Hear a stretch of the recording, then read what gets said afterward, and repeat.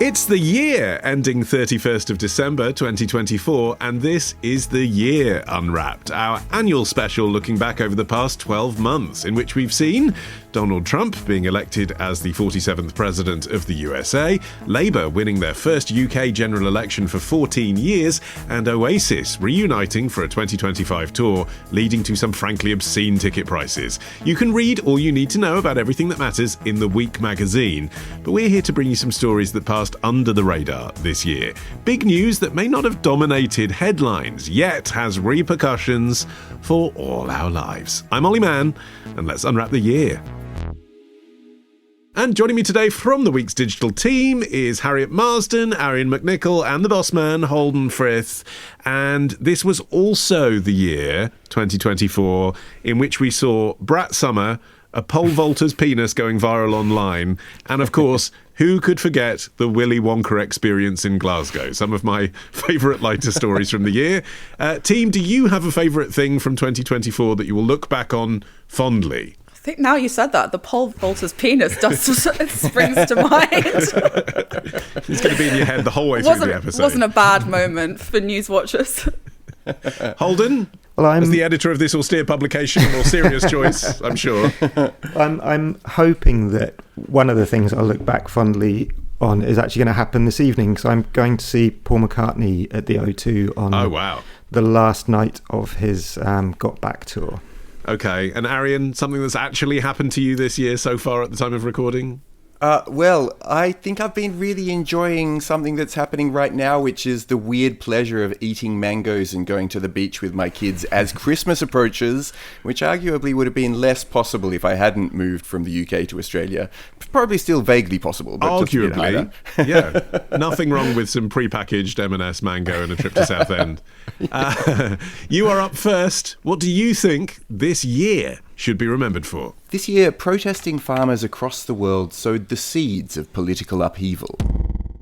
For the sake of everybody here, and for all the farmers who are stuck at home today, paralysed by a fog of despair over what's been foisted upon them, I beg of the government to be big, to accept that this was rushed through, it wasn't thought out, and it's a mistake. That's the big thing to do, admit it, and back down. Thank you, everybody. Have a great day. Jeremy Clarkson in a beanie addressing farmers on a soggy day in London in November. Arion, what have you chosen as your story of the year? Yeah, so the thing that links Jeremy Clarkson in a beanie and my topic today is that in 2024, farmers' protests ended up sort of topping and tailing the year with massive demonstrations seen in more than 65 countries. Farmers protested from Europe to Asia and Latin America against a whole range of issues, including low prices for their crops, the high cost of agricultural fertilizers, environmental regulations that they called unrealistic, and trade deals that they regarded as pretty unfair. Plus, then towards the end of the year, farmers began protesting over in the UK, and more than 20,000 people gathered at the first big protest in Whitehall in November. That was the one that Jeremy Clarkson was speaking at, though over a radically different issue, which was new inheritance tax laws introduced by the Labour government, which will end farmland's full exemption from death duties. And while all of that is worth digging into, what was particularly striking about it all, for me at least, was the political fallout from the protests. There were fears in Germany that their farmer strikes were being infiltrated and co-opted by the far right. The same was true in the Netherlands, and the impact looks to have had at least some contribution to the very large growth in far right representation in the European Parliament this year. Now there's concerns that the same co-opting of messaging is going to be happening in the UK. Okay, so your story isn't the inheritance tax increase for farmers, which Jeremy Clarkson was talking about there per se. Your story is farmers on strike, farmers protesting, farmers and politics all around the world. Are there any common threads between the international scenarios apart from the fact that they all have a tractor? Yeah, well, some of the concerns are definitely quite country-specific, such as a plan in Berlin to phase out tax breaks on agricultural diesel so as to balance the budget, or a requirement in the Netherlands to reduce nitrogen emissions, or over in India, the absence of legal guarantees for a minimum support price, as it's called, for farmers' crops, which is a crucial agricultural policy that was designed to safeguard farmers' livelihoods. But many of the concerns are actually shared across all of these protests. You know, farmers have said that they face falling sale prices and rising costs and heavy regulation. A big problem is climate change as well. One of the problems is that, you know, farmers are being impacted by extreme weather around the world. And then you've got the problem of cheap foreign imports, and all of this can basically be summed up with costs are going up, prices are coming down, and that's putting intense pressure on farmers around the world. And what are they doing about it, Holden, that's different around the world? I mean, how have the protests themselves differed between these different nations? I think one of the biggest differences, at least so far, is the UK protests seem to be significantly more peaceful and less politically consequential. And obviously, relatively early days, and there certainly has been talk about some potential political radicalisation. But I think if you look at Germany, you can see it's not only worries that extremists are supporting farmers' protests, but that support has materialised. And in fact, it looks as if there is some support going in the other direction too. Still seems to be at the level of farmers chanting slogans, you know, sort of far-right slogans, handing out leaflets. But it does seem to be that there's more ideological alignment there. And then perhaps in the Netherlands, things have gone one step further. There's sort of more radicalisation, and in fact the domestic security services there have mentioned farmers groups in their terrorism assessments as a threat to national security. There's been more violence there too, and in Belgium in fact as well. Dutch police recently fired shots at a farmer who they said was driving his tractor towards them during a protest. There's been water cannon and tear gas used in Belgium, and in fact police there used anti-tank barricades to try and stop farmers blocking roads. Those farmers were firing flares at police and ramming their trucks into roadblocks. So this has been, like, you know, scenes of real turmoil across Europe at various points in the year. I suppose the other commonality as well, Harriet, is seeing farmers as a voting bloc at all, in whatever political system you're in and with it, whichever political party they're sort of appealing to. We kind of forget, I guess, that there's an agricultural vote in this country. Particularly city-dwelling journalists forget that they're a force. I'm not sure city-dwelling journalists forget it. I think that perhaps some city-dwelling journalists place too much stock by it. In terms of just the UK, though, to take, for example, the inheritance tax relief that Labour has effectively taken away from certain estates, it affects so few estates. I mean, even by the government's own analysis, it will not even affect, it's about, I think, 3/4 of estates will not be affected. And so what we're effectively talking about here is less of a voting bloc as much as it is a very, very small minority of incredibly, actually, relatively speaking, wealthy land and estate owners that are going to be affected by half the inheritance tax that everyone else at that asset level would be affected by. So I think there is a danger, particularly in the UK, to kind of romanticize the agricultural voting bloc and the farmers' protest as this big kind of last green bucolic England stand against the modernisation and against the industrialisation and against all the things that we don't like to think of as merry little green England. But actually, we're talking about a very small number of relatively wealthy farmers, and we're also not talking about where that money that will now be taken as inheritance tax will actually go, i.e. into crumbling public services, into all of the places that we actually need it to go. So I do think that there is a danger of romanticising farmers as an agricultural voting bloc. It's not to say that it isn't a powerful one, and it absolutely is, but I think certain elements of the media, in particular the right-wing media, very much play it up because it speaks to effectively their voting base, their popular demographic. Yeah, I suppose it's not just about the wealth that you have on paper and tied up in land, though, is it, if you're a farmer? And this is another thing that links the protest together, Arion. It's about how you feel. And farmers in this country feel poorer than their ancestors did, and they feel they're going to pass on less wealth to their children. That's something about how they feel their status is diminished, and that's something that's able to be exploited across the world. Farmers feeling poorer is something that can be exploited by different political groups.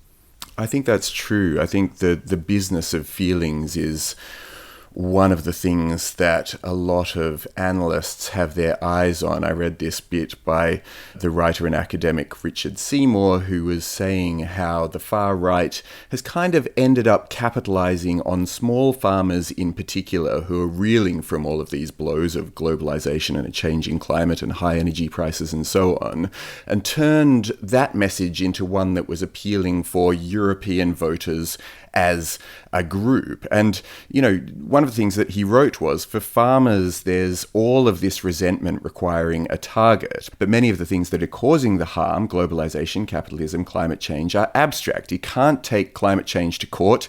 You can't shoot globalization. And I think that's a really good point, that quite a lot of these fears and these feelings that people have about the problems that are existing both within their world and that they're seeing around them can be sort of linked together by the forces that have this sense of wanting to equate their own particular interest or far-right kind of policy and ideology in general with what farmers are actually legitimately feeling and experiencing. And I don't think, on the other hand, just to come back to your question, I don't think that people aren't feeling the pinch. You know, farmers are doing a very hard job in difficult circumstances, and supermarkets, for example, have this massive amount of power to push prices down and put them into an even tougher situation. So it's not just pure feelings. It is actually something deeper than that.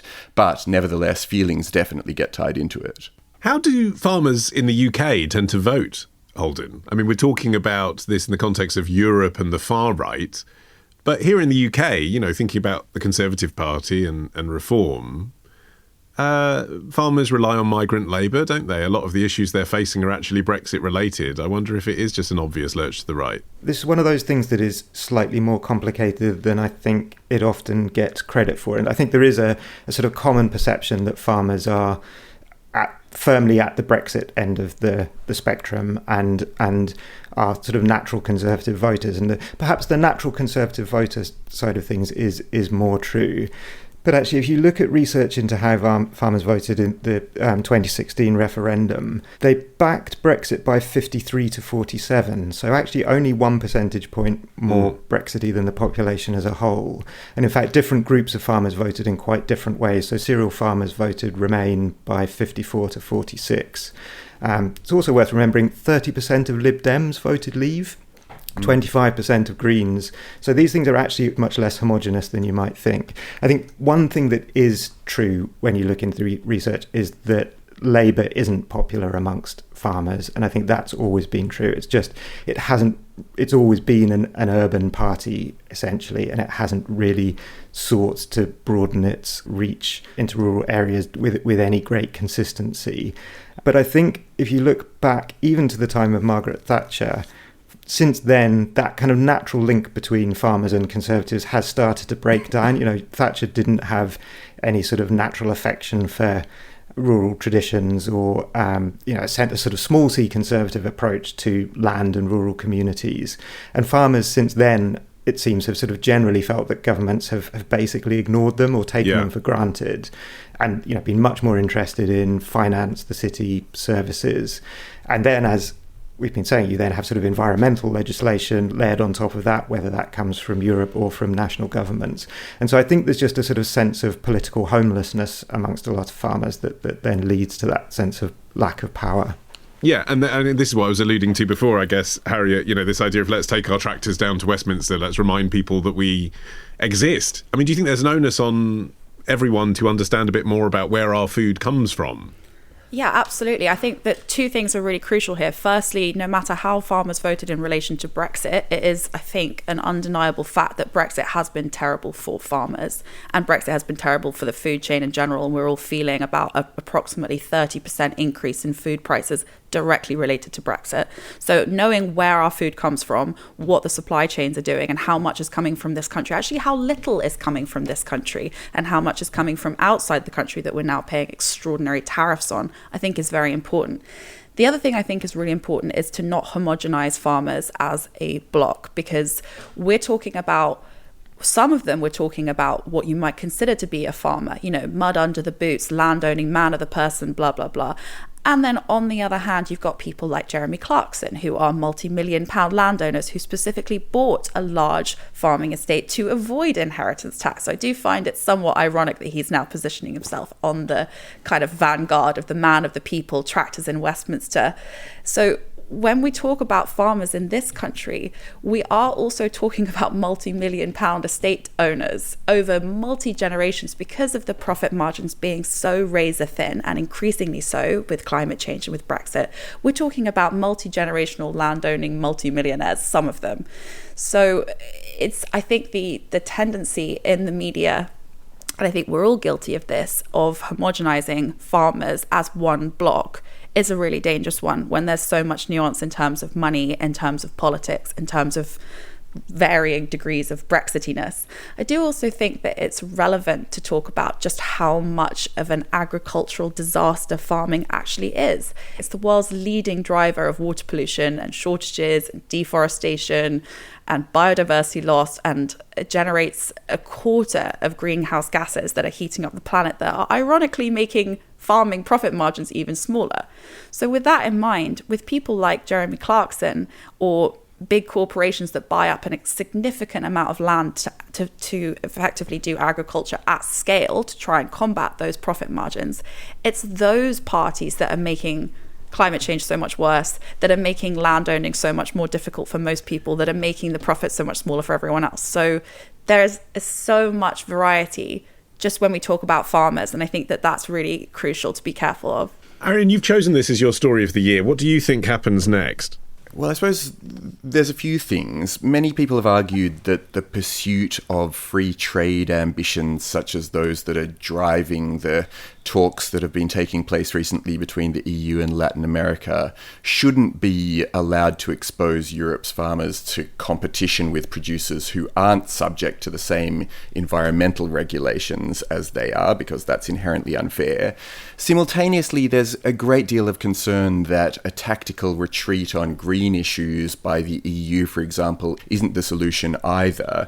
The Guardian's editorial board argued that a clear strategic vision for sustainable European agriculture is, they said, urgently needed, one which both addresses environmental challenges and also the injustices facing small and medium-sized farmers. Now, that's easy to say, it's hard to do, but I think that the sort of the broad message is that there's a bunch of things that are going wrong that have brought farmers out onto the streets protesting, and those concerns have to be taken seriously, but the answer cannot simply be to back away, for example, from emissions targets that the EU has set. Those things remain important. It's just about massaging things so that they can, continue to go forward, but in a way that's not going to be too damaging to farmers. And also, I guess, Holden, the other thing that might escalate over the next year is the continuing radicalisation of all groups online. But are farmers particularly vulnerable, do you think, to conspiracy theories, to being given a particular idea? I think there are sort of certain circumstances that mean they can be. One of the things you often hear about, rural life in general, but particularly for farmers, is that there's an increased possibility of isolation and loneliness. And if you then add on top of that financial insecurity and a sense that no one in the mainstream parties is fighting your corner, all of that can easily lead people towards conspiracy theories or political extremism, or indeed to apathy, which I think is so far the bigger consequence we've seen in the UK. But yeah, clearly what's happening in other European countries shows us one potential route that could happen here or elsewhere. There are others. I mean, in the Netherlands, as well as the sort of potential for violence, you've had the farmer citizen movement, which was founded only 5 years ago to represent these sorts of interests, and it's now the biggest party in the Dutch Senate and part of the governing coalition. And although it has broadened itself out into a sort of wider form of right-wing populism, it is still using that agricultural base as a big part of its image and appeal. Okay. On the way, the next big franchise that's storming the globe, organised crime. That's after this.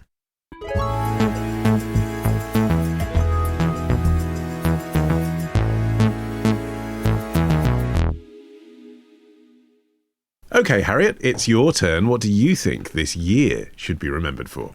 was this the year that crime did pay? From human trafficking to firearms, and from drug trafficking to crimes that affect the environment, cybercrime, fraud, and online scams, organized crime takes many forms, and its consequences are devastating. Garda Wally, Executive Director of the UN Office on Drugs and Crime, in the video United Nations Takes On Organised Crime, shared in November. Harriet, what is your story of the year? Well, my story of the year is kind of the opposite to all the other stories we've been talking about all year, because all year we've been talking about things fragmenting, so corporate and economic entities all becoming less aligned and less cohesive, and political alliances unraveling and incumbents being upseated and world order fraying. Disruption. Yes. But there's one big exception to that, and that is organised crime. So this was the year that organised crime basically went global. And by that, I mean all organised crime groups began working together in a way previously not seen before.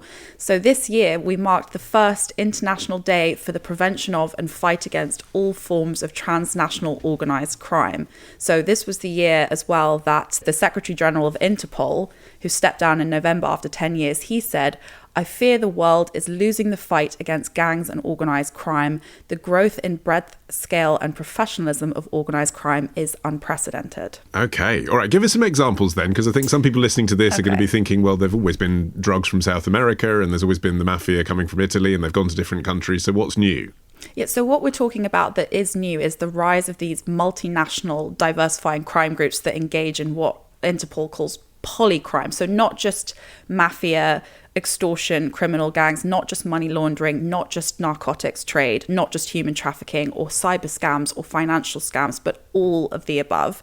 So groups like, for example, the 'Ndrangheta, which is the mafia from Calabria, that has spread to 40 different countries. This is the most powerful organized criminal group in the world, and now effectively operates as a franchise, like a sort of McDonald's. You can open a local branch of the 'Ndrangheta anywhere that you are in the world because it's connected into this vast, vast global network.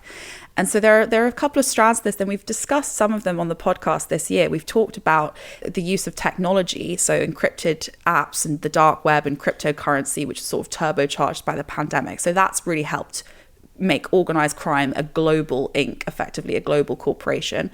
Also the rise in synthetic drugs, like we've talked about fentanyl and Captagon as well, we can talk about in the context of Syria. So those can be made in your different franchise countries. Exactly. These are drugs that can be manufactured basically anywhere in the world and aren't tied to a particular agricultural status. But we're also talking about how all of these groups are now working together. So for example, Brazilian mafia, which we can talk about a bit more, which is the First Capital Command, is sort of the regulatory agency of the entire criminal market. And it has 40,000 members and 60,000 affiliates in 26 different countries. Wow. Do they have a training program? How do you, I mean, you're saying it's a franchise, but how do you establish this? Do you need to know them? Basically, via the kind of what we were talking about with technology, is that now, because of encrypted apps, you can effectively run a global corporation of crime. And there's also the other aspect of how the money is being laundered on a global scale, usually by Chinese brokers. Then we've got the rise of the Albanian mafia that have effectively created this sort of bridge between Latin American cocaine production and the European market, which is why we're in this kind of unprecedented crisis of cocaine consumption in Europe and the UK. That was the Albanian mafia stepping in, where the Colombian narco traffickers effectively were kind of stamped down on by the FARC and by the peace process in Colombia. It left this massive space for the Albanian mafia to take. And I think what is interesting about all of this is that it runs totally counter to what the public perception of crime is. Like, people see less violent crime in the street. They see less murder, they see lower, like, falling crime rates of that respect. But what you don't see is the rise of the money and the coordination and the cooperation that's happening on a global scale now. Yeah. Is that, Holden, because the crime is being facilitated by encrypted apps and a lot of the crimes happen in a digital form? In other words, actually, is it safer, this level of crime? It's not just that we're not seeing violent crime. The violent crime isn't happening as much because you haven't got people bunging drugs onto planes and threatening people at knife point. You can do it all online. Well, I think there's two parts to it. And one is that there has been this huge rise in online fraud, which is sort of almost by definition non-violent and very lucrative. But the other part of the reduction in violent crime is that even those criminal enterprises which have traditionally been accompanied by really serious violence, like drug smuggling, have themselves become more organised and more internationalised, and as a result of that are actually less violent because the threat of violence can be used more effectively, and because if you have a more of a kind of large-scale corporate approach to this sort of trade, then you don't have the battles over territory, and you can sort of keep people in alignment by other means. I saw the First Capital Command group was referred to by The Economist as a Habsburg empire of the underground world, but in some ways it actually sounds more like a sort of criminal UN, because it's actually trying to kind of establish and enforce rules for illicit international trade, and it allocates territories to different groups. It's even tried to set minimum prices for illicit groups in different places, like a sort of a kind of fair trade scheme for criminals. I suppose as well, once you get the money that comes with scale, Arion, you start investing in legitimate businesses too. So it reminds me of that bit in Tulsa King when Sly Stallone, out of prison for the first time in 10 years or whatever, suddenly realises he can make money out of cannabis perfectly legally now. I mean, it's possible, isn't it, once you've got the money behind you, to divest that income into things that actually don't look like crime at all?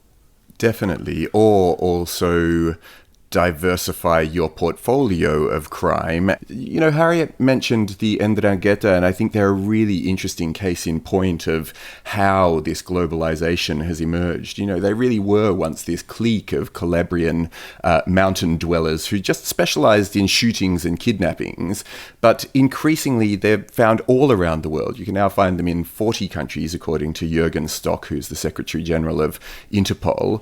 They're in Canada, South America, Australia, and they've become one of the biggest and most international crime organizations in the world, and estimates of their annual revenues run as high as 60 billion euros per year. You know, they're just absolutely brutal. But coming back to that thing that Holden mentioned about the sort of diminishing violence, you know, the 'Ndrangheta really did have a reputation for being brutally violent, but they've tried to maintain a relatively low profile since in 2007 there was this massacre outside a restaurant in the German city of Duisburg, which left 6 people dead and made headlines across Europe. And according to Nicola Gratteri, who is a prosecutor general of Naples, the group is now, quote, more interested in cash than blood. And that change in tactics has really changed the way that they try to operate. They don't try to control territory so much as team up with other organizations in different parts of the world. So it's much more common for them to have this franchise system where you have to apply to them. You apply for approval from the Crimine di San Luca, which is a committee made up of 7 elders in Calabria, and they either let you in or they don't. But what they extract from you is annual dues of tens of thousands of euros. Meanwhile, the 'Ndrangheta gets to just hang out back at home, not actually necessarily having their fingers in all the pies in all of these 40 countries around the world, but having outsourced a lot of it and still taking a lot of the income. Yes. Less Breaking Bad, more The Office. Exactly. But despite it being, less exciting, I suppose, Harriet, for those of us who are interested in true crime drama, it can still be scary, particularly, I suppose, when it influences politics. I mean, how corrupt are these groups? Are they infiltrating the way that legitimate business is done as well? I think it is fair to say that there are still quite a few countries in the world where organised crime, and gangs in particular, are in fact where violent crime is massively on the rise. Yeah. And also not to diminish the effects of fraud either. I mean, we said earlier... Not to diminish the effects of fraud, but if we're just talking about like bang bang, we're talking about shootings, we're talking about dead people in the streets, then... Yeah. In that sense, I mean, Haiti would be a classic example this year of a country that was effectively taken over by gangs in an extraordinarily violent, eyes on the entire world way. I mean, that's the first country in the world that we can effectively say has actually logistically taken over and is being run in a political sense by gangs.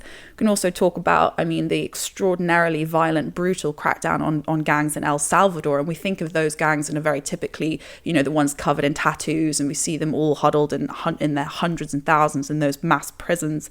Then obviously Ecuador, we had gangs effectively trying to take over on live television. I think what we're saying is that alongside all of the violence that's typically associated with gang crime and particularly the narcotics trade, there's the stuff you don't see. All the things that people don't see, which is all of the money. So does some of that involve corruption with governments? Absolutely. As soon as you've got this much money and this much international power and cooperation involved, you've got an extraordinarily significant political impact. I mean, people know much more about the impact politically that the mafia had in various parts of Sicily in particular, but Italy as a whole. We're not talking about that as much as we're talking about the 'Ndrangheta's power over the entire world. When we've got this much money on the table, and I think we're talking organised crime's annual income is between sort of $6 and $10 trillion, which is about 3 to 7% of the world's entire GDP, and it's more than double the combined annual military budgets of the entire world. The political impact of that amount of money is extraordinary, the threat and the influence that it buys. But also, I think if we're talking about Latin American context in particular, it's a very, very visible political impact as well. Holden. Yeah, and I think one of the interesting ways that the sort of links between crime and politics has changed is that it has almost become more corporate too, in the way that when you have really big businesses in any country, you tend to start to see links between the people running those businesses and the politicians. And you can certainly start to see that in Brazil, which is one of the Latin American countries that has a more developed sense of democracy. So it's not gangs turning up on TV and trying to overthrow the government, but you do have politicians with links to First Capital Command being found amongst city councillors, deputy mayors. First Capital Command members have been awarded contracts to run hospitals and other public services. And last month, the mayoral election in São Paulo involved one candidate who was representing a party that has been linked to First Capital Command. Tapes were found which seemed to show the party's president boasting of those links, in fact. In the end, this candidate wasn't successful. He did come third, though, possibly because he also ended up in hospital when another candidate attacked him with a chair during the televised debate. But at lower levels and in less spectacular ways, these links between organised crime and politicians seem to be developing. Arion. Actually, away from the sort of serious side of the political business in this story, one of the things I found fascinating in my research was that the most lucrative criminal enterprise might actually these days be the trade in counterfeit and pirated goods. According to the OECD and the EU's Intellectual Property Office, fake products accounted for 2.5% of global trade in 2013. That's not just like criminal trade, that's all trade. And if that proportion has remained steady, then the trade would have been valued at over $760 billion last year, which surpasses most estimates for the revenue generated by the production, trafficking, and sale of illegal drugs. So this seems like a fairly okay use of criminal time and enterprise to me. Like, if it means that everyone gets a Rolex on their wrist or an Hermes bag on their arm who wants one at a fraction of the price, that seems like a sort of non-terrible outcome. What about all the people that are actually having to make them, though? Like all the human trafficking and slavery on the other side. I really hadn't thought this through like a criminal. For the record, I just want to say this is a genuine shirt from Debenhams. Up next, is the golden age of TV over? That's after this.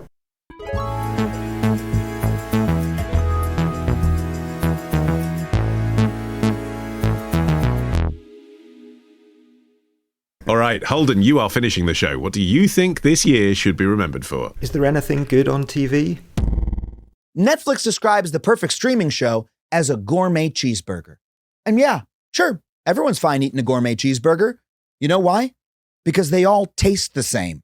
But if you want to cook a dish that's daring, something new and different, you have to take a risk that not everyone will like it and cater instead to a more specific taste. So if you've been wondering why the streamers have started making generic, common denominator programming choices, I think this is why. They stopped trying to make you happy, and they started trying to make everyone happy. And that is simply not a recipe for greatness. Stand-up Adam Conover in his video How Streaming Destroyed TV, which he posted in August. Holden, has streaming destroyed TV, and what is your story of the year? Well, I think the answer to that is maybe, and that's because what happened this year was that by various measures, TV production, and particularly drama production, tipped into decline after a long period of growth. This is slightly difficult to measure, and there have been hiccups before, a big one during COVID, and then a smaller one during last year's Hollywood writers' strike. But after COVID, there was an immediate recovery, not least because the lockdowns also led to a huge increase in subscribers for Netflix and other similar streamers. And that in turn meant they were investing vast amounts of money into new shows.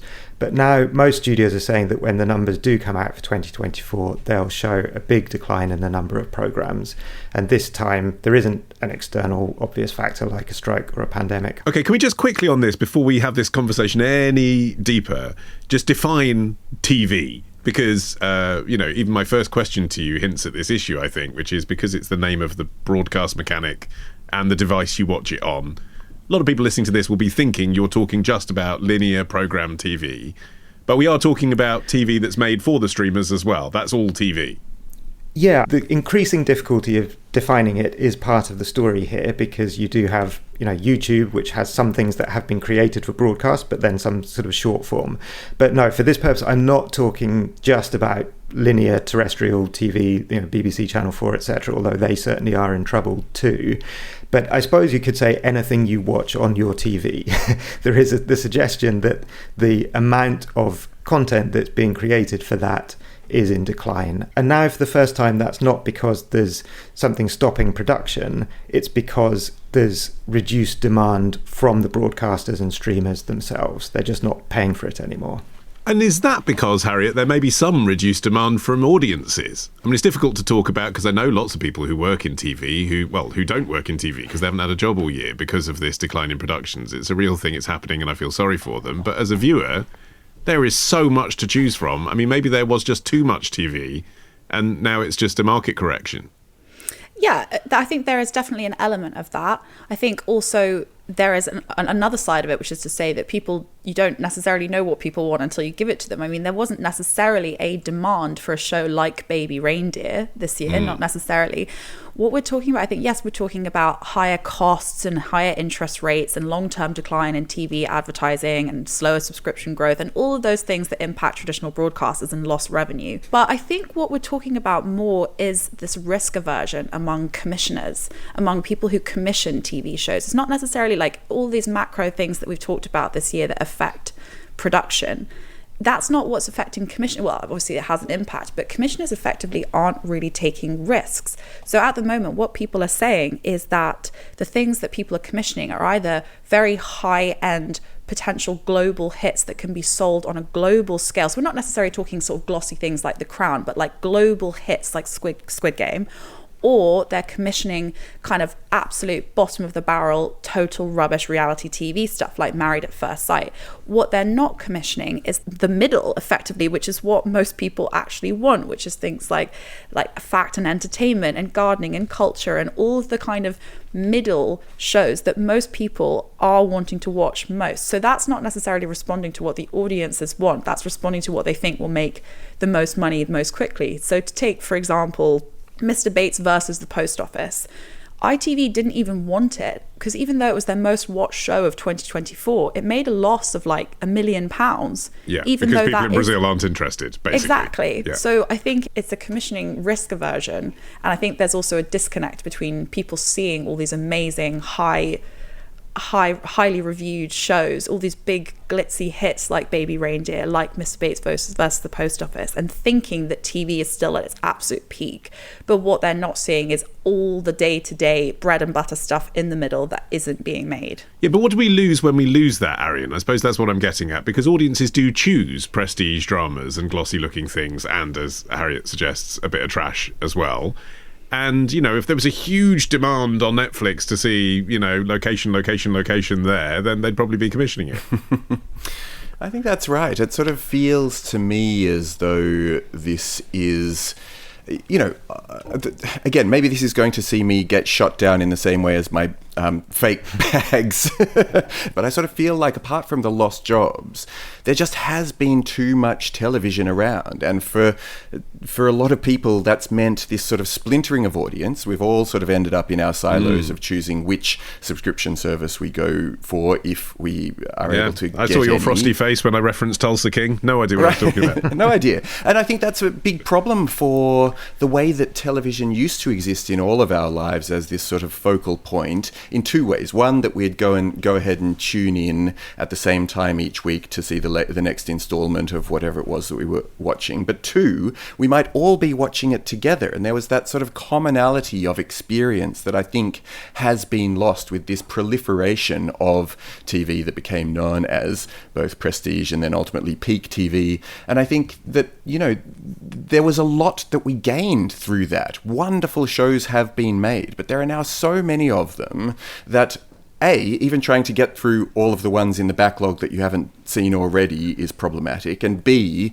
if television was to continue being made at the same pace, there'd be even more stuff that we wouldn't all be able to get through. And I think that for me personally, I've long felt as though I'm slipping behind on university assignments that I should have done ages ago. And I think also that feeling of wanting to connect with people, with good people whose opinions I value, and hoping that they might have seen the same show that I have watched in something like the same sort of time frame is becoming so irregular that something of the TV experience, I suspect, could be regained through having less of it. And I appreciate what you're saying, Harriet, that there are gardening shows that may hit the cutting room floor because of this, and that is a shame for people who like gardening shows. But at the same time, there's just such a lot of television around that it felt like something had to give, and at some point it had to burst. So that's how we relate to it as viewers. But as a kind of media business story, Holden, looking back on this year and looking forward, what do you think we're going to see news-wise? Do you think more consolidation maybe between these companies that are running these loss-making streaming services, sort of Disney Plus and Netflix aside? And what about publicly funded broadcasters like the BBC? How are they going to handle this? Yeah, I think the good news for Arion may be that he gets at least some of his wish, in that, part of this fragmentation has been driven by, huge investments in new streamers who are all basically trying to become the monopoly. This is a market where it really serves your interest if you have every show ever made on one platform. And because they've all been racing to do that, and because interest rates were low, so money was cheap, venture capitalists were just sort of piling tons and tons of money into all of these shows, trying to race to get to the front of the queue. Now it's really clear that Netflix has won that race, and there are far too many smaller channels, and so streamers, sorry, not channels. Old habits die hard, and these, some of these smaller streamers are probably going to get bought up by others, or maybe they'll just start licensing their content to others, particularly the ones which are kind of based on producers in the first place, sort of Paramount or Max, which came out of HBO. And so I think you will end up with, maybe 2 or 3 big streamers, and perhaps also some more established channels that can license some of those shows and just pay those. So Sky Atlantic originally started as the place that you would see HBO shows in the UK.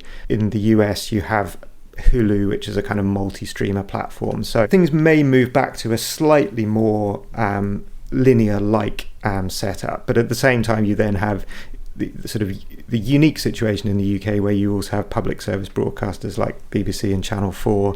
Channel 4 is in quite a lot of trouble because the advertising market has been really difficult too. The BBC is an odd case because it ought to be insulated from a lot of these problems with its public funding. It's got a guaranteed income. Yeah.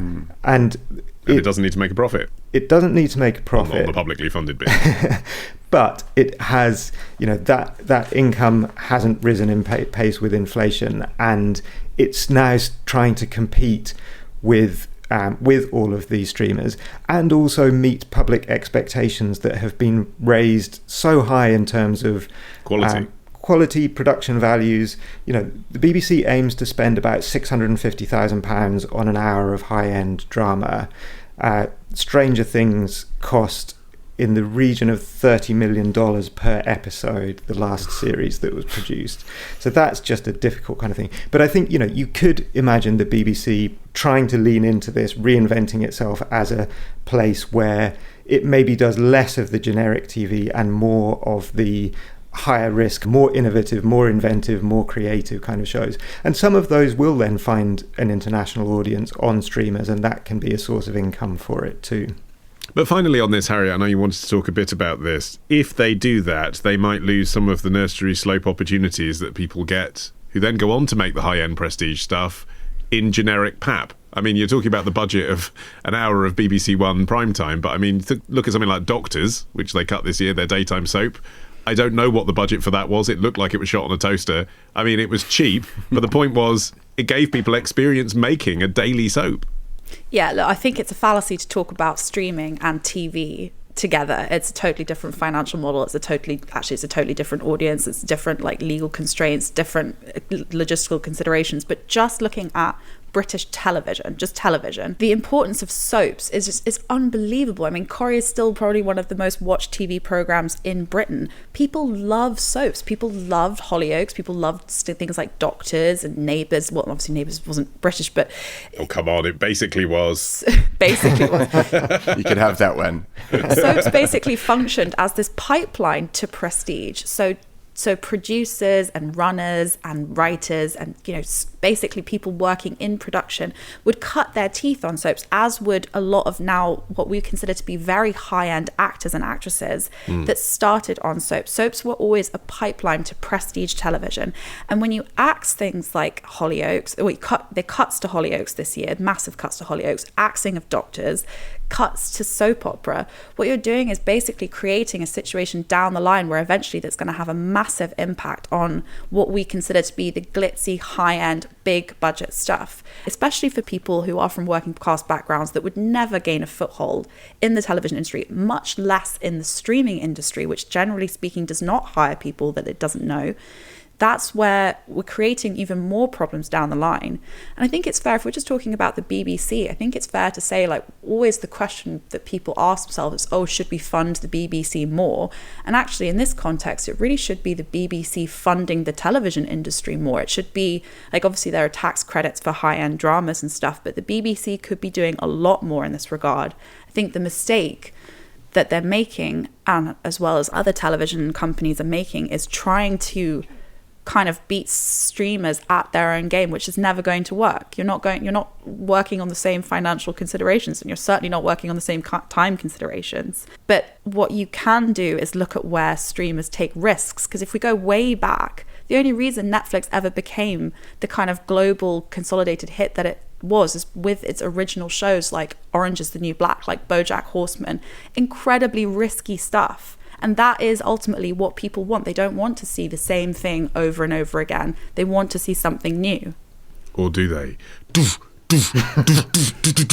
We'll find out next year. But in the meantime, my thanks to Arion and Holden and Harriet. Wasn't that wonderful? You can follow this show for free. You can get every episode as soon as it's released. Just search for The Week Unwrapped wherever you get your podcasts, and then you tap follow.